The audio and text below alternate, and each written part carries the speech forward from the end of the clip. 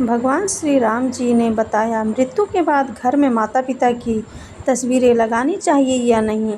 सुनिए यह कथा और हो जाइए भवसागर से पार। दोस्तों, भगवान श्री राम जी कहते हैं कि माता पिता हमारे प्रथम देवता होते हैं। उनका प्रेम, त्याग और आशीर्वाद हमारे जीवन की सबसे बड़ी संपत्ति है। परंतु जब वे इस संसार से विदा ले लेते हैं तो लोग उनकी स्मृति में उनके चित्र अपने घर में लगाते हैं। ऐसे में यह प्रश्न उठता है कि क्या मृत्यु के पश्चात माता पिता की तस्वीरें घर में लगानी चाहिए?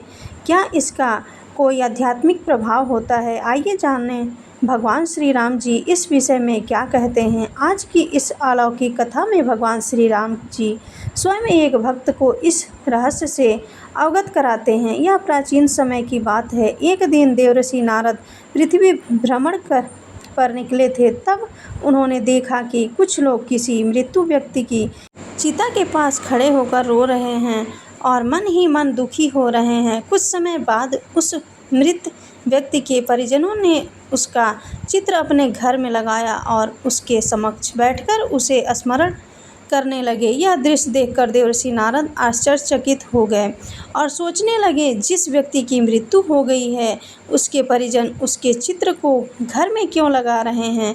वह अब इस संसार से मुक्त हो गया है, फिर उसके चित्र का घर में क्या प्रयोजन?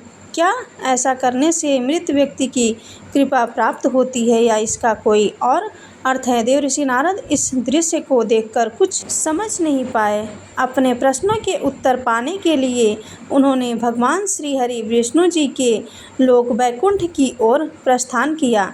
वहां पहुंचकर देवर्षि नारद भगवान श्री हरि विष्णु जी को प्रणाम किया। भगवान विष्णु जी ने देवर्षि नारद को देखकर समझ लिया कि आज वे किसी संदेह को लेकर पधारे हैं। तब भगवान विष्णु बोले, हे ब्रह्मानंद देवर्षि नारद, आपका वैकुंठ लोक में स्वागत है। बताइए, आज किस उद्देश्य से आप यहाँ पधारे हैं? कौन सी चिंता आपको व्यथित कर रही है?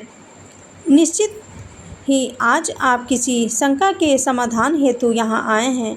भगवान विष्णु जी की वाणी सुनकर देवर्षि नारद ने कहा, हे प्रभु, आज मैं आपसे यह जानने आया हूँ कि पृथ्वी पर जब किसी व्यक्ति की मृत्यु हो जाती है तो उसके परिजन उसका चित्र अपने घर में क्यों लगाते हैं? क्या ऐसा करना उचित है? ऐसा करने से परिजनों को क्या लाभ होता है? क्या मृत व्यक्ति का आशीर्वाद उन पर बना रहता है? देवर्षि नारद की बात सुनकर भगवान श्री हरि विष्णु जी बोले, हे देवर्षि नारद, आज आपने एक अत्यंत महत्वपूर्ण प्रश्न पूछा है। आपके इस प्रश्न के उत्तर में समस्त मानव जाति का कल्याण छिपा हुआ है। अतः हे नारद, मैं आपको इस प्रश्न का उत्तर एक अलौकिक कथा के माध्यम से देता हूँ। आप इस कथा को आरंभ से अंत तक ध्यानपूर्वक सुनिए, क्योंकि जो भी इस कथा को पूर्ण रूप से श्रवण करता है उस पर मेरी कृपा सदा बनी रहती है। देवर्षि नारद बोले, हे प्रभु, मैं आपको वचन देता हूँ कि जब तक आप यह कथा सुनाएंगे मैं उसे पूर्ण श्रद्धा और ध्यान से सुनूंगा। कृपया अब मुझे वह कथा सुनाइए। तब भगवान श्री हरि विष्णु जी कथा आरंभ करते हुए बोले, हे ब्रह्मानंदन देवर्षि नारद, यह कथा समस्त संसार का कल्याण करने वाली है। यह बहुत प्राचीन काल की बात है, जब भारत में रामदास नामक एक युवक रहता था। रामदास भगवान श्री कृष्ण का परम भक्त था। वह सदा सच्चे धर्म का पालन करता और अपने माता पिता की सेवा करता था। समय धीरे धीरे बीतता गया और वह अपने माता पिता के साथ एक सुखमय जीवन व्यतीत कर रहा था। रामदास की पत्नी का नाम साधना था। साधना भी एक चरित्रवान, धर्मनिष्ठ और पतिव्रता स्त्री थी। रामदास अत्यंत परिश्रमी था। वह दिन भर श्रद्धा से परिश्रम करता और जो कुछ कमाता उससे अपने परिवार का पालन पोषण करता। उसे अपने माता पिता से अत्यंत प्रेम था। फिर एक दिन अचानक उसके माता पिता का निधन हो गया। रामदास अत्यंत दुखी हो गया। माता पिता के अंतिम संस्कार के पश्चात उसने उनके बड़े चित्र घर के पूजा स्थल में स्थापित कर दिया। और प्रतिदिन उनकी पूजा करने लगा। अब उसका जीवन माता पिता की पूजा करते हुए बीतने लगा। कुछ सप्ताह बाद उसके जीवन में अजीब घटनाएं घटने लगी। मानसिक अशांति बढ़ने लगी, घर में कलह होने लगी और वह सपनों में विचित्र दृश्य देखने लगा। अब उसका अपनी पत्नी साधना से प्रतिदिन झगड़ा होने लगा। रामदास का मन पूरी तरह से अशांत हो गया। एक दिन वह गंगा के तट पर बैठकर रोने लगा। वहाँ गंगा किनारे श्री कृष्ण का एक मंदिर था। वह श्रद्धा के साथ उस मंदिर में गया और भगवान श्री कृष्ण के सामने बैठकर प्रार्थना करने लगा। वह कहने लगा, हे श्री कृष्ण, हे मुरलीधर, मुझे मार्ग दिखाइए। मैं अपने माता पिता की पूजा करके उन्हें श्रद्धांजलि अर्पित कर रहा हूँ, फिर भी मेरे जीवन में इतना अशांति क्यों है। वह सच्चे हृदय से भगवान श्री कृष्ण से प्रार्थना कर रहा था। तभी वहाँ एक दिव्य प्रकाश प्रकट हुआ। चारों ओर दिव्य सुगंध फैल गई और भगवान श्री कृष्ण प्रकट हुए। उनकी आंखों में करुणा थी और स्वर अत्यंत शांत था। श्री कृष्ण को सामने देखकर रामदास स्तब्ध रह गया।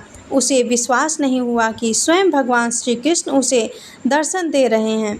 फिर कुछ साहस जुटाकर वह बोला, हे प्रभु, आज आपका दर्शन पाकर मेरा जीवन सफल हो गया। अब मेरे मन में कोई संशय नहीं रहा, किंतु मैं यह जानना चाहता हूँ कि मेरे जीवन में यह कलेश क्यों आया, जबकि मैं तो अपने माता पिता की पूजा करता हूँ। भगवान श्री कृष्ण बोले, हे पुत्र रामदास, निसंदेह तुम्हारी भक्ति और प्रेम महान है। तुम्हारे हृदय में अपने माता पिता के लिए जो भाव है वो पूजनीय है, किंतु जो तुमने अज्ञानवश किया वह न केवल आत्मा को बांधता है बल्कि तुम्हारे जीवन में पीड़ा भी लाता है। जब कोई अपने प्रियजनों को खोता है, विशेषकर माता पिता को, तो उन्हें याद करना और सम्मान देना उचित है, किंतु कुछ नियम और मर्यादाएं हैं जिन्हें हर मनुष्य को जानना आवश्यक है। हे पुत्र, जब कोई आत्मा इस शरीर को छोड़ती है तब उसका उद्देश्य होता है अगले जन्म की ओर बढ़ना और उस यात्रा को पूर्ण करना जो ब्रह्मांड ने उसके लिए निर्धारित की है। लेकिन जब हम उस आत्मा के चित्र को पूजा स्थल में रखकर प्रतिदिन दीप जलाते हैं, फूल अर्पित करते हैं, तो यह प्रेम एक बंधन बन जाता है। जो आत्मा आगे बढ़ना चाहती है वह हमारे प्रेम के कारण उसी भावना में अटक जाती है। भक्ति दिखाओ पर उन्हें प्रेम से मुक्त करो। उन्हें बांधो नहीं, उन्हें आशीर्वाद के साथ विदा करो। प्रार्थना करो लेकिन पकड़ो नहीं, क्योंकि सच्चा प्रेम वही है जो आत्मा की मुक्ति चाहता है, न कि उसे अपने मोह में फंसाए।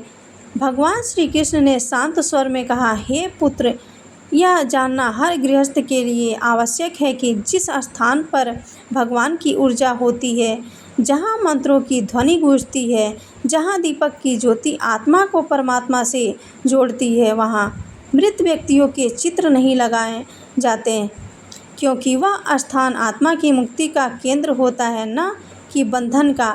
जब हम पूजा स्थल में पितरों के चित्र लगाते हैं तो अनजाने में हम दो अलग अलग शक्तियों को एक स्थान पर जोड़ देते हैं। इससे न केवल आत्मा उलझती है बल्कि गृहस्थ जीवन की शांति भी भंग होती है।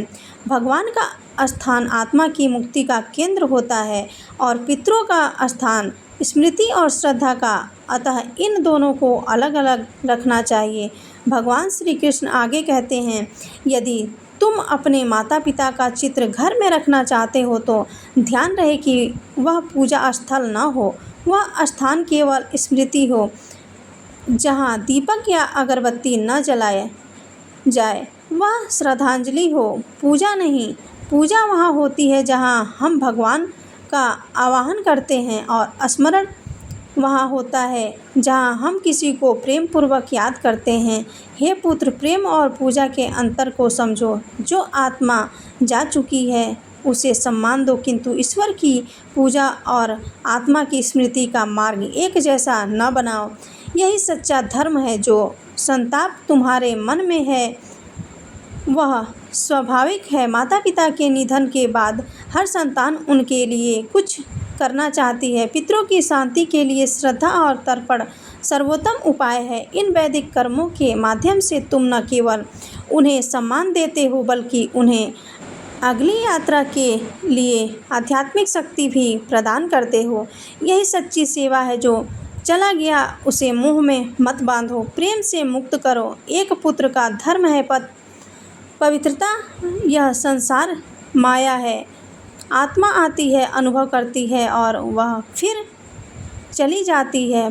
पर जब तुम मोह में डूब जाते हो तब तुम न केवल अपने हृदय को बांधते हो बल्कि उस आत्मा की गति को भी रोक देते हो। मोह आत्मा को रोकता है, प्रेम उसे मुक्त करता है। जो भी पुण्य कार्य तुम उनके नाम पर करोगे, जैसे गरीबों की सेवा, भूखों को भोजन कराना, वृक्षारोपण करना, यही कर्म तुम्हारे जीवन में तुम्हारे माता पिता के आशीर्वाद के रूप में लौटेंगे। प्रेम को कर्म में बदलो, यही सच्ची श्रद्धांजलि होगी। भगवान श्री कृष्ण ने आशीर्वाद देते हुए कहा, हे पुत्र, तुम्हारे माता पिता ने तुम्हें बहुत प्रेम किया। उन्होंने अपना संपूर्ण जीवन तुम्हारे लिए अर्पित किया। अब समय आ गया है कि तुम्हारा प्रेम उन्हें बांधने का साधन नहीं बल्कि उन्हें मुक्त करने का माध्यम बने। यदि तुम अपने घर में सुख और शांति चाहते हो तो पहले उन आत्माओं को शांति दो जो अब इस लोक की नहीं रही। आस्था आवश्यक है, पर संयम के साथ ज्ञान से अपने जीवन को सजग बनाओ, तभी तुम्हारा प्रेम सच्चा कहलाएगा। इसके पश्चात देवऋषि नारद ने भगवान से पूछा, हे प्रभु, अब मैं जान गया कि मृत व्यक्तियों की तस्वीर रखने का रहस्य क्या है, परंतु मैं यह भी जानना चाहता हूँ कि क्या मनुष्य की मृत्यु के पश्चात उसका पुनर्जन्म होता है? क्या मृत व्यक्ति की आत्मा फिर मनुष्य के रूप में जन्म लेती है या किसी अन्य योनि में जाती है? तब भगवान श्री हरि विष्णु जी बोले, हे देवऋषि नारद, जब आत्मा मृत्यु के बाद नए शरीर में प्रवेश करती है तब उसे पूर्वजन्म कहा जाता है। यह पुनर्जन्म कब और कैसे होगा, यह कई बातों पर निर्भर करता है। पुनर्जन्म के 3 मुख्य कारण होते हैं। नंबर 1, संचित कर्म, पिछले सभी जन्मों के कर्मों का भंडार। नंबर 2, प्रारब्ध कर्म, वर्तमान जन्म में जो सुख दुख मिलते हैं वे पूर्व जन्म के कर्मों से निर्धारित होते हैं। नंबर 3, क्रियमाण कर्म, इस जन्म में जो कर्म किए जाते हैं वह भविष्य के जन्मों को प्रभावित करते हैं। जब मनुष्य मरता है तो उसकी आत्मा तुरंत पूर्व जन्म नहीं लेती। यह आत्मा 3 चरणों से गुजरती है। नंबर 1, प्रेत योनि, जहां आत्मा कुछ समय तक शरीर के अभाव को नहीं समझ पाती। नंबर 2, यमलोक यात्रा, यमदूत आत्मा को यमराज के पास ले जाते हैं। चित्रगुप्त आत्मा के कर्मों का लेखा जोखा प्रस्तुत करते हैं। नंबर 3, निर्णय, यदि पुण्य अधिक होता है तो स्वर्ग या उच्च लोक मिलता है, पाप अधिक हो तो नरक या निम्न योनि मिलता है, और यदि पुण्य पाप समान हो तो मानव जन्म फिर से मिलता है। गरुड़ पुराण के अनुसार आत्मा को पुनर्जन्म के लिए 16 प्रकार की योनि से गुजरना पड़ता है। पशु पक्षी कीड़ जलचर मनुष्य आदि जिसने हिंसा छल और अधर्म किया है वह निम्न योनि में जन्म लेता है। जिसने सेवा भक्ति और धर्म का पालन किया है वह दिव्य योनि या पुनः मनुष्य रूप में जन्म पाता है। जीवन आत्मा की यात्रा है। यह यात्रा तब तक चलती है जब तक आत्मा परमात्मा में लीन होकर मोक्ष प्राप्त नहीं कर लेती। अतः पुनर्जन्म केवल शरीर बदलना नहीं बल्कि आत्मा की सनातन यात्रा का दर्शन है। यदि कोई व्यक्ति बहुत अधिक पाप करता है तो वह अगले जन्म में पशु कीड़ या राक्षस बनता है। यदि कोई व्यक्ति बहुत अधिक पुण्य करता है तो मृत्यु के पश्चात स्वर्ग को प्राप्त करता है, और यदि कोई व्यक्ति इसके विपरीत आचरण करता है अर्थात घोर पाप करता है तो उसे मेरे ही आदेश से नरक में अनेक वर्षों तक कठोर दंड दिया जाता है तथा उसे नरक की भयंकर यंत्रणाएं सहनी पड़ती है। आगे भगवान श्री हरि विष्णु जी कहते हैं, हे देवऋषि नारद, दूसरा कारण है मृत्यु के समय व्यक्ति की मानसिक अवस्था। इस विषय में तीनों लोकों के स्वामी भगवान शिव जी कहते हैं कि मृत्यु के समय जिस भाव में व्यक्ति होता है वही भाव उसके अगले जन्म को निर्धारित करता है। यदि कोई व्यक्ति मृत्यु के समय भगवान का स्मरण करता हुआ अपने प्राण त्यागता है तो वह मोक्ष को प्राप्त करता है, परंतु यदि कोई व्यक्ति सांसारिक इच्छाओं, क्रोध, मोह या काम में डूबा हुआ शरीर त्यागता है तो वह उन्हीं भावों के अनुसार पुनर्जन्म प्राप्त करता है। फिर भगवान श्री हरि विष्णु जी आगे कहते हैं, हे देवऋषि नारद, अब मुझे आशा है कि तुम्हारे सभी प्रश्नों के उत्तर तुम्हें प्राप्त हो गए हैं। देवऋषि नारद जी भगवान श्री हरि विष्णु जी से कहते हैं, हे प्रभु, आपके मुख से ये उत्तर पाकर मैं कृतार्थ हो गया। अब मैं इन दिव्य ज्ञान को तीनों लोकों में प्रचारित करूँगा। इसके पश्चात देवऋषि नारद जी ने भगवान श्री हरि विष्णु जी को प्रणाम किया और पुनः भ्रमण के लिए निकल पड़े। इस कथा से हमें यह शिक्षा मिलती है कि माता पिता की आत्मा को बांधना नहीं चाहिए, बल्कि उन्हें प्रेम पूर्वक मुक्त करना चाहिए। पूजा स्थल में केवल भगवान का ही चित्र होना चाहिए। यदि मृत व्यक्ति का चित्र लगाना हो तो उसे पूज्य न बनाएं, केवल स्मृति स्वरूप रखें। श्राद्ध, तर्पण और सेवा, इन्हीं के माध्यम से सच्ची श्रद्धांजलि दी जा सकती है। मृत्यु आत्माओं को मोह से नहीं, समर्पण और प्रेम से विदा करना ही हमारा कर्तव्य है। यही सच्चे पुत्र का धर्म है। यह दिव्य शिक्षा हमें भगवान श्री राम जी देते हैं कि को बंधन मत बनने दो। जो इस संसार से जा चुका है उसे अपने आंसुओं से बांधो नहीं, अपितु अपने आशीर्वाद और शुभकामनाओं से मुक्त करो, क्योंकि आत्मा का अंतिम लक्ष्य भगवान की ओर यात्रा करना है और सच्चा प्रेम वही है जो आत्मा की उस यात्रा में बाधा नहीं बल्कि मार्गदर्शन बनता है। आशा है आपको यह कथा पसंद आई होगी। इसे अपने परिवार के साथ सभी लोगों तक पहुँचाएँ, जिससे सभी का कल्याण हो। जो भी इस कथा को प्रारंभ से अंत तक श्रद्धा और ध्यान से सुनेगा उसे भगवान श्री राम जी, भगवान श्री कृष्ण जी और भगवान श्री हरि विष्णु जी की विशेष कृपा अवश्य प्राप्त होगी। ईश्वर की कृपा सदा आप पर बनी रहे। आप सभी का हृदय से धन्यवाद। प्रेम से बोलिए जय श्री हरि विष्णु। ऐसे ही और भी रोचक और आध्यात्मिक वीडियो के लिए चैनल को सब्सक्राइब कर लें। दोस्तों, आपको ये कथा कैसी लगी कृपया कमेंट करके ज़रूर बताएं। वीडियो पसंद आया हो तो लाइक करें और अपने दोस्तों के साथ शेयर करें। कमेंट बॉक्स में जय श्री राम लिखना ना भूलें। फिर मिलते हैं एक और दिलचस्प वीडियो के साथ। धन्यवाद। जय श्री कृष्ण।